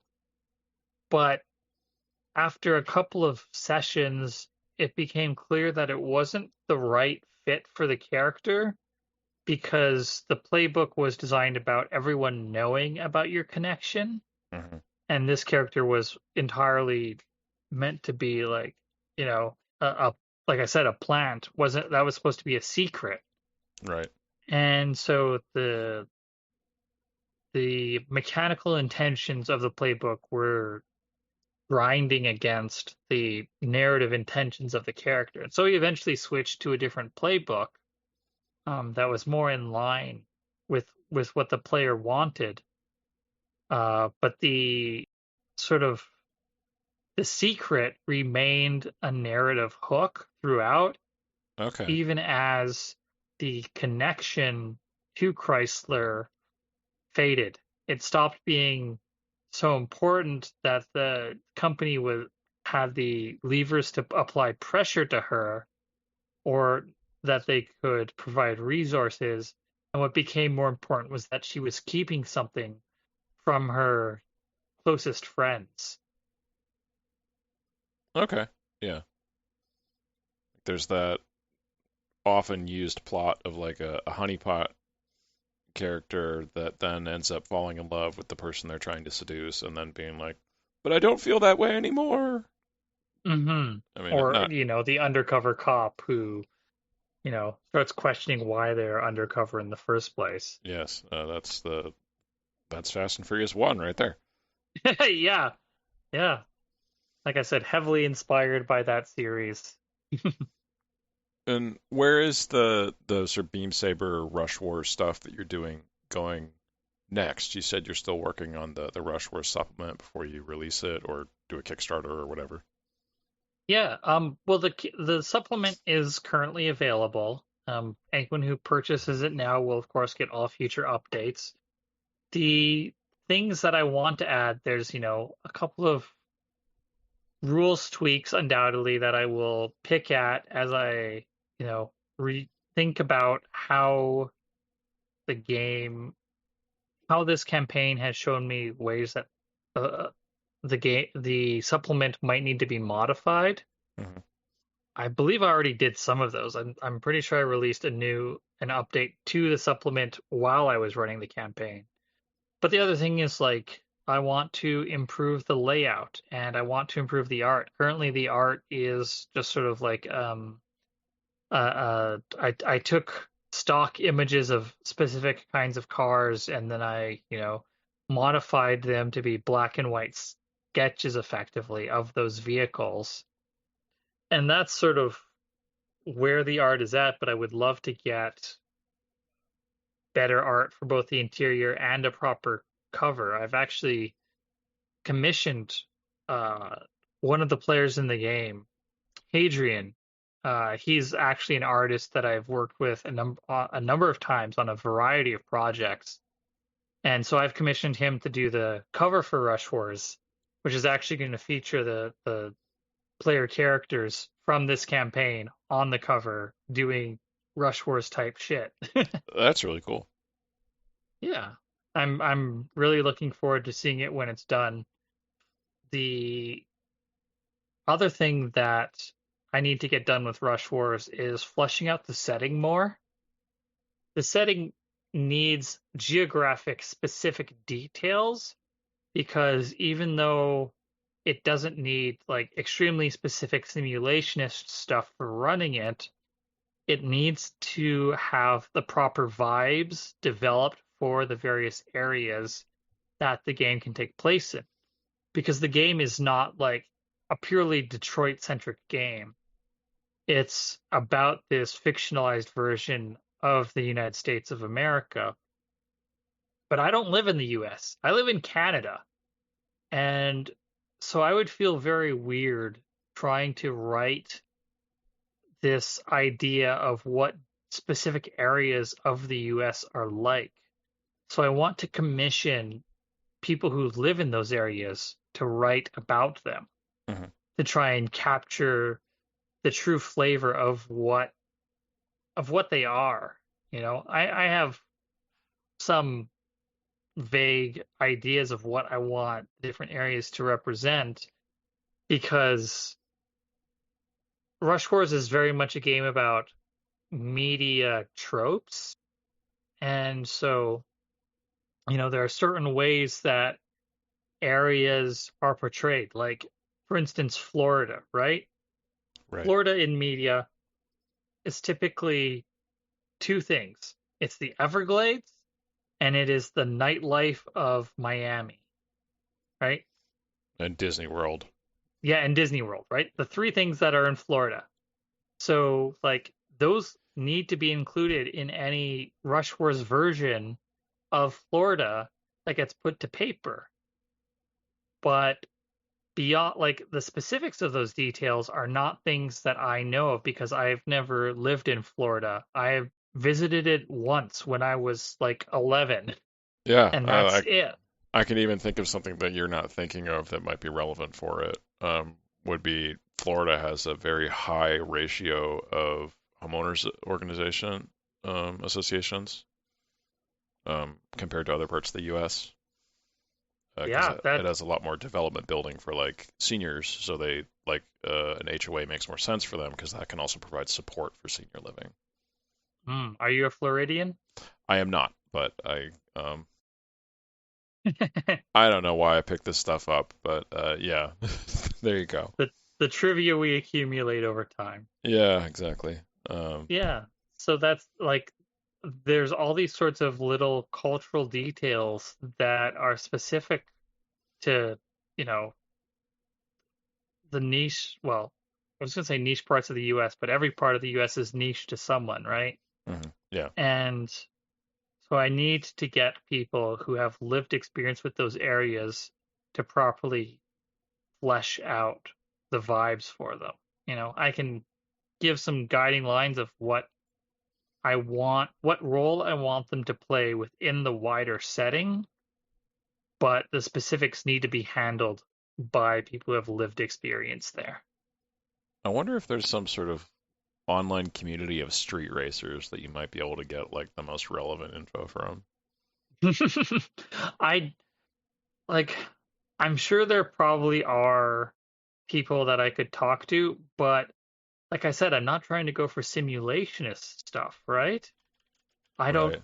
I don't need to know what the car culture is like because the car culture in Rush Wars is so melodramatically exaggerated. It would not match the real world. It would be more like what if in the first Fast and the Furious they go to this big race meetup called Race Wars, which is where Rush Wars gets its title from because I was not about to name a supplement of mine Race Wars. Yeah. Um, it is this. I don't. I have no. I'm sure things like that happen in real life, but in the Rush War setting, things like that need to happen everywhere and frequently. It needs to be part of the culture in an exaggerated fashion in ways that don't make real world sense. Yeah. I feel like that's true for not just like what you're doing, but for a lot of role playing games. Like, we're not necessarily trying to simulate reality, we're trying to simulate a type of narrative, right? Exactly. And you want to have setting details and mechanics that support the specific type of narrative that you're designing. I'm not going to go on a rant about it, but that's something that drives me nuts about people who play D&D and then decide that they don't need to play any other game ever because they can just modify D&D to do everything that they need. It's like saying you're going to use Skyrim to play a fighting game and a racing game. You're just going to install different mods to do those. I've always felt like it's a better analogy for it in my mind has been like tools. And so like I have a drill, right? And it's very good as a drill. I can use it as a screwdriver. Um, but using it as a hammer is dumb. I would probably break it doing that, right? Yeah, exactly. It's You just you not the right could tool. it could knock a nail in, but it's a bad idea. Yeah, because then I'm using the battery pack as the best place to do that, and that could break the battery and cause a fire. Um, worst case scenario there, but Hmm. and I have a better tool for that. I feel like the issue with role playing games is that they're such complicated tools that learning how to use a new one is scary. I am going to push back on that because I think that is part of the monolithic and almost monopoly that D&D has is because of that mindset, No, I don't right? disagree. D&D being the face of TTRPGs, I I do not have much of an opinion of the rules themselves. I don't I don't care. But the way that they are promoted by Hasbro is unhealthy because everyone knows D&D. And so the majority of people, that's going to be the first game that they play of a tabletop role-playing game is D&D. And D&D consists of three $60 books, each of which is a couple hundred pages and has a whole bunch of rules that you will probably never use. And so creates this idea that every single TTRPG is that complex, that hard to learn, and costs that much money.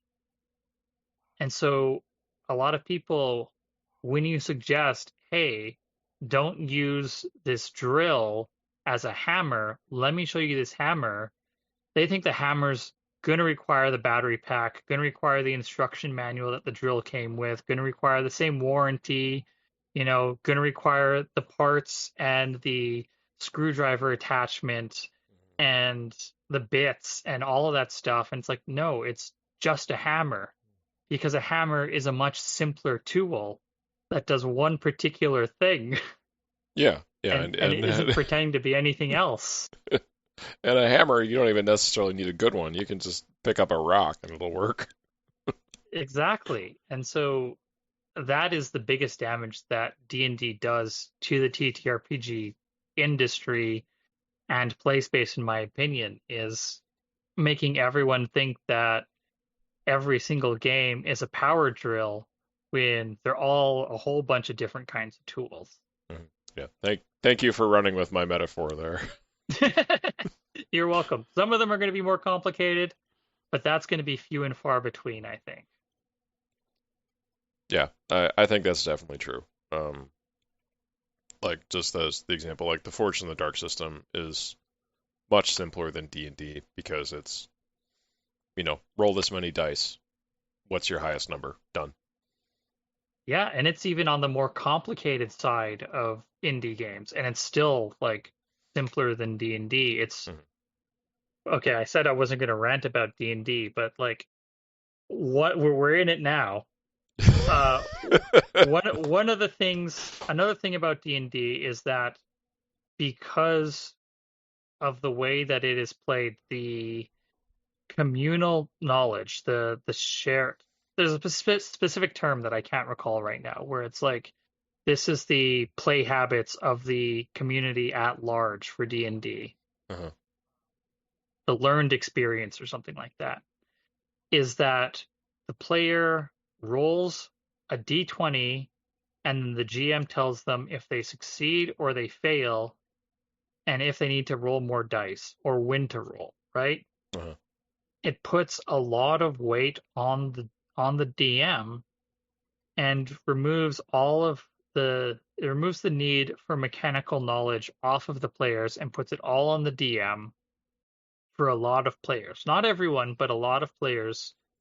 And so when they move to a game that is less complicated than D&D, but it also spreads out the rules burden across the players and not just putting it all on the DM, it suddenly seems more complicated to them because of that fact, because they've gone from having to carry only 5% of the rules knowledge at the table to needing to carry 20% of the rules knowledge at the table.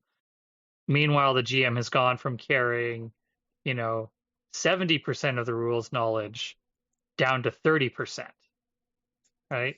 Yeah, I think that's especially true for like Pathfinder to other games because I feel like within Pathfinder there's a much greater reliance on adventure paths for the people that are running them as DMs. So there's even more sort of walls in place because you're proceeding down this campaign that's planned out from 1 to 20th level or whatever, and that means there's a lot less room for improvisation on the DM's part and the player's part to kind of go a different way with what the story is doing Hmm. compared to yeah, a lot of Fortune Dark games where it's very much player directed instead, um, in what the goals are and where the narrative goes. At least it can be. Yeah. I mean, I don't really have much experience running modules or adventures that I did not write. Mhm. I've always been the type of person who creates their own setting and runs her own adventures and such. But I am familiar with them because I used to have a subscription to Dungeon Magazine back in the day. Right. Yep. Me too. And so, yeah, I have an idea of what you mean about the DM or GM needing to hit these certain markers, but players behaving like completely surprisingly and throwing everything off. I think the one time that I tried to run a pre-written adventure module was I tried to run one from a dungeon magazine for my brother and my dad. And the inciting incident was a merchant and his bodyguard being attacked by some brigands on a dock. And the merchant called for help and the my brother attacked the merchant so that he could split the loot with the brigands. Genius. And so that completely broke the adventure module because, of course, the merchant was like the entirety of the how you got into the rest of the adventure. And so I just had to improvise the entire rest of the session right from the first scene, effectively. Oh man.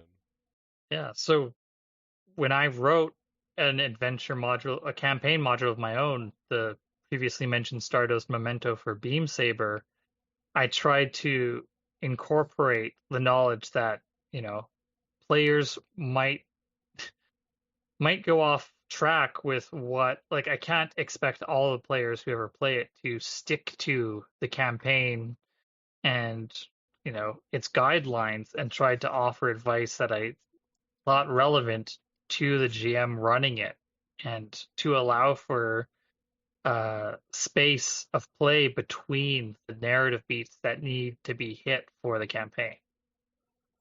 Man, that's such an irritating story to hear, kind of. Well, Uh, I was like 13. I was like 12 or 13 at the time, and so mm, my brother would have been like 10 or 11. So, and it was my dad's first time playing, so he didn't really know what was going on. yeah. Little chaos goblin stage. I feel like a lot of people have that for role playing also. Yeah. Is there anything else that you wanted to touch on, Austin, for Beam Saber, Rush Wars, your other projects you got going on?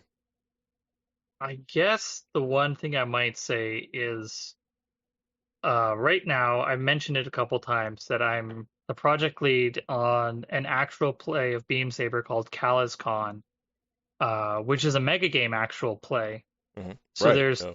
31 players across 6 different play groups, all playing their own campaigns effectively within the same setting in a fairly claustrophobic space.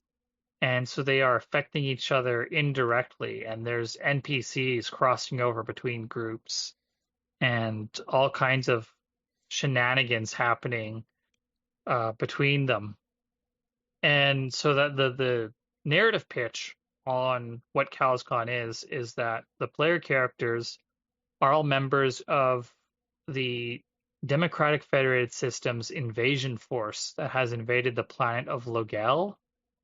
And over a course of 3 years, they've been fighting this slowly winning battle against the natives there, who are part of the Jovangelian Empire.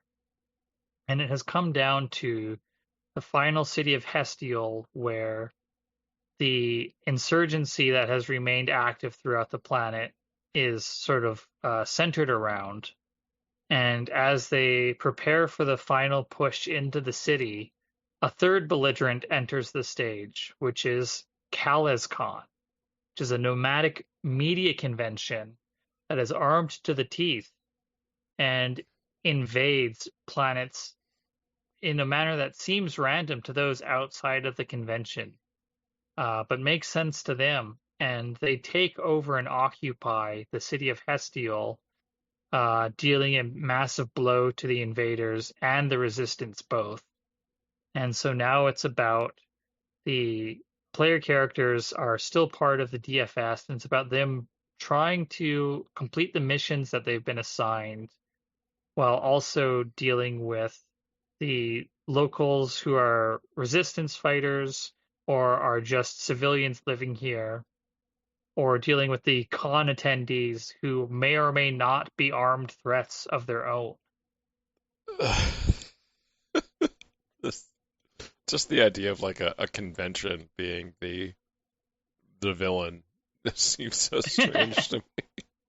It's sort of more like fandom is the villain, Uh, and the way that people get weirdly obsessive about and self-identifying with the fandoms that they are a part of, mhm. and how that can twist behavior.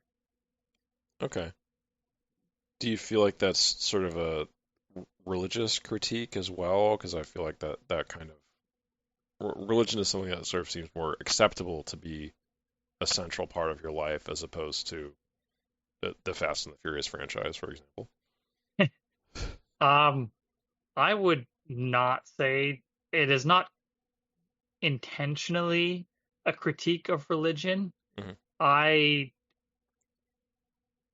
I mean, I grew up in Canada, which is a Christian nation in spite of the, heavy promotion of multiculturalism, but Christianity is just so baked into the fiber of both Canada and the US and how they interact with each other. Yeah, we get Easter and Christmas off. We don't get Yom Kippur and, Passover. Exactly. Exactly.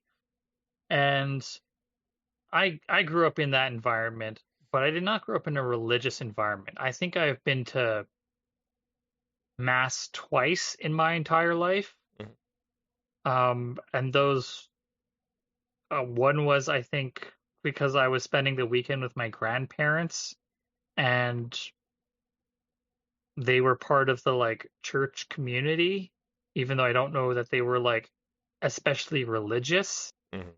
And then the other was for like a Christmas play or nativity thing or something. I don't really recall it very well.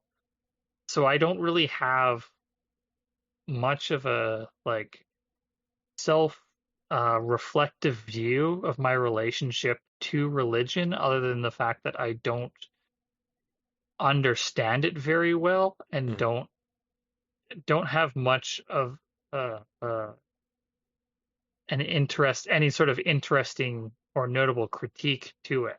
I have a much closer relationship to the concept of fandom and how people relate to media properties. And so that's sort of like how CallisCon comes to be is after spending like a lot of time in different convention spaces and seeing how the strange things people do at conventions and do within fandoms when they are given the opportunities to behave outside of themselves in some ways, Mhm. like, and the contradictions therein, right? Like, one of my favorite examples is the 501st Legion. Do you know them? Uh, no. So they are a charity group who raise money for all kinds of things, I think they go to children's hospitals and stuff like that as well to make appearances. And they often have big presences at conventions. And so it's safe to say they are generally a force for good in the world, right? But they do all of this while dressed as stormtroopers and Empire Admiralty officers and Darth Vader and Kylo Ren and Oh, all of okay. these other space fascists. Yes, I do know this group, actually. Yeah, they're fairly well known. And so it's that sort of weird contradiction and combination of obsessive fandom with intentions that I wanted to try and touch on with CallusCon, not to mention like all the other baggage that comes with having an audience and how people relate to creators and creators both of the media that they are a fan of and also their fellow fans who are creators. Mhm. Well, cool. Yeah, thank you. Very, very detailed, long form no to the religious question, but a good answer. Thank you. Well, yeah, I guess I was asking if there was anything else, and you had a lot there. Any other things? I guess I would just say that if you want to find CallusCon, it's on YouTube, it's on your podcatcher of choice, so you can watch it and see like the people playing the game. Well, not the people. We have character art and vehicle art for them. No one's face is appearing. No one's real face is appearing, anyways. How do you spell it? CALAZCON.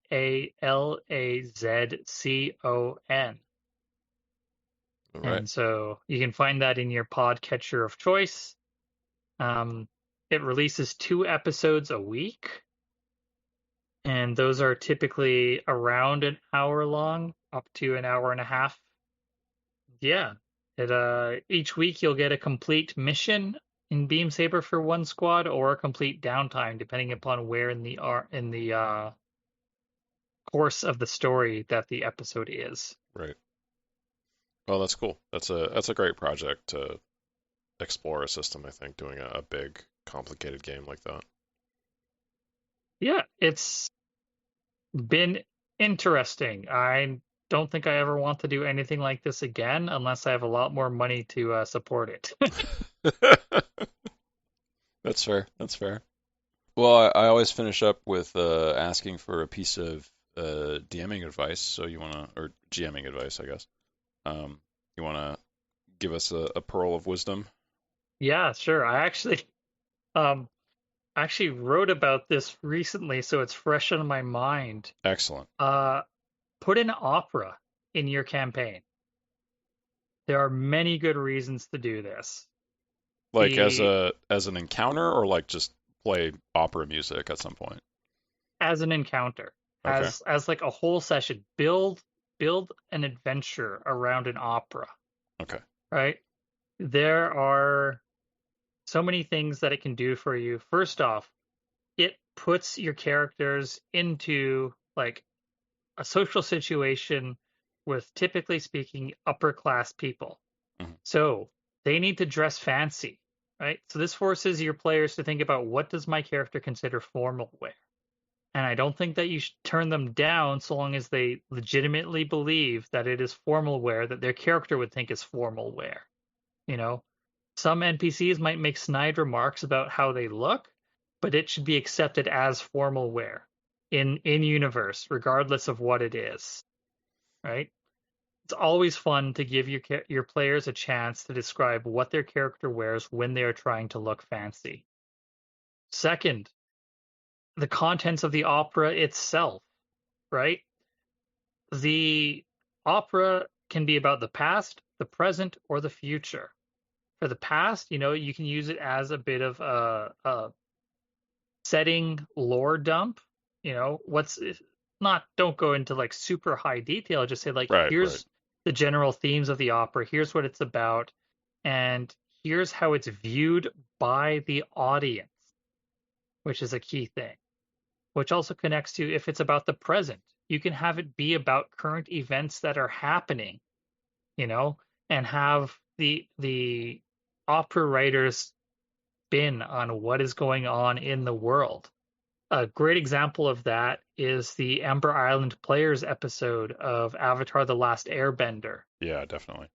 which happens, for those who don't know, it happens towards the end of the series, and it depicts the entirety of the show from the viewpoint of the antagonist and their society. Yeah, it's meant to be like, when you have a long animated show, they often do like a clip show as a summary sometimes. And Hmm. instead of doing a clip show, Avatar did like this, the characters go and see a play of the past two seasons to see what's going on. And it's very funny if you've actually watched the rest of it, because it's almost like a parody of the rest of the show.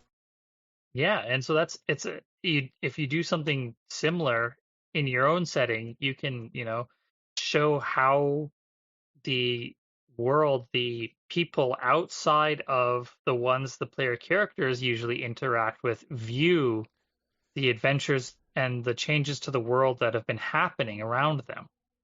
Because they probably don't, you know, hear about that stuff very often. You can also use it to tell the future, right? If there is some like evil, great evil that is returning, you can have the opera be prophecy about the signs of their return, and then you can start spreading those throughout the rest of the campaign. So you can, use it to foreshadow events that are coming up in the story. And then lastly, an opera house is a wonderful location to have an adventure. You've got the lobby where you can have, during the intermission, social scenes with the nobility or upper class people who are attending the opera. You've got like the concession stands, which might be there, where you can showcase what food and drink are like in this location. or in this region where the opera is taking place. There's backstage where they can do stuff like replace like a prop knife with a real knife, or they can, replace an actor entirely and take their place, or sneak around in the floorboards underneath or in the rafters above. And there's all kinds of objectives that you can associate with those. Maybe they need to make contact with someone at the opera, and this is the only opportunity that they'll get a chance to talk to them. It's just a huge variety of things that you can do at an opera. Another example is in Final Fantasy VI. There's a famous opera scene in that where one of the heroes replaces the lead singer because they need to get in contact with someone, an obsessive fan of the singer, who is going to kidnap said singer. And while they're watching the opera, monsters appear, and so the other heroes need to fight off the monsters to stop the opera from getting derailed, so that the obsessive fan will show up, will kidnap the heroine who has replaced the singer, and thus allow them to make contact with this elusive individual. Yeah. This was far more specific than most people get when they come on the podcast for GMing advice. Usually it's like, remember to have fun, or don't put up with bad actors in your players, or feel free to steal something from Star Wars. And you're more like very specific. Have an opera scene. Like I said, I was right. I wrote about this very recently, so it was very fresh in my mind, all of these points, and like why it is a useful tool and why it's always fun to do. Even if it's not necessarily an opera, I feel like putting a situation into your game where your characters have to socially interact with people who they are fish out of water towards, and they have to get dressed up fancy. I cannot stress this enough. Forcing your players to describe their like rough and tumble heroes dressing up fancy is key. You have to have that. I feel like in my campaigns, it's always been a wedding as the fancy event, but it has There you go. very similar vibes to what you're talking about, where there's tradition as a part of it, and there's music, and there's costumes, and then there's also entertainment, not just like music, but typically my game has a sort of Greek vibe to it, and ancient Greek celebrations always had like a contest of some time at some kind of a celebration. So in addition to the wedding, at the reception there's a wrestling competition. Mm-hmm. So they can get involved in that, or there's a javelin toss, or other stuff like that. Yeah, and they're all these fancy events are also great opportunities for duels and like snotty people talking down to the player characters and socially taking advantage of them. It really puts them on the back foot, and if they try and respond in ways that are socially unacceptable, well, you've got a whole other hook right there. Mm-hmm. Well, I think another part of that type of scene, or like adventure in general, is that it's typically a space where like player characters usually have like specific goals that they're trying to accomplish, and typically this scene kind of doesn't push those goals forward necessarily, but it's still fun to play in and explore what the character is like outside of that, like really driven, focused element.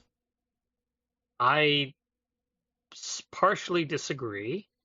I mean, you can have them be that way, but that's kind of was the way I played it in my campaign.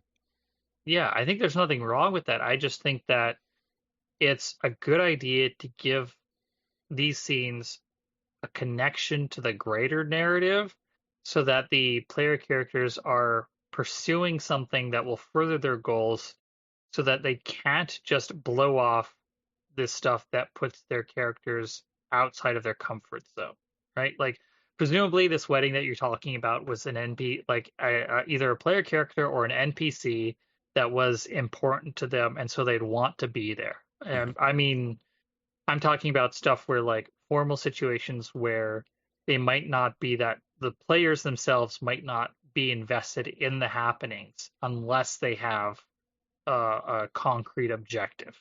Mhm. Yeah. So yeah, send your player characters to an opera and give them a mission while they're there. And make them wear fancy clothes. Tell them to dress up to cosplay for the evening. It's even better. Okay, well, thank you, Austin. This is really good. Yeah, this was a good time. Yeah. Do you want to shout out whatever links you want to have people go to right now before we finish up? Sure. Austin-ramsey.itch.io is my itch store where you'll find all of my games, and it will also have links to other stuff. That's probably the simplest way to find me. I'm on most social media at Austin Ramsey Games, all one word.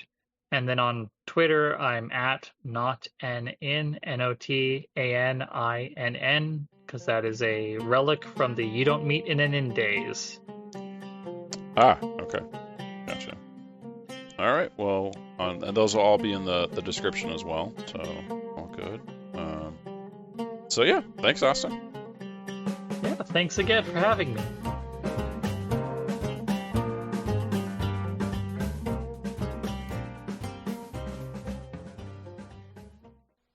Thank you for listening to that episode about Austin and Beam Saber. If you've enjoyed listening to Setting the Stage podcast episodes, please jump into the Discord and let me know. I'd like to know what your favorite episode is. So join the Discord. There's a link in the episode description. And come on and tell us what you liked about this one or any of the other episodes. And thank you for listening.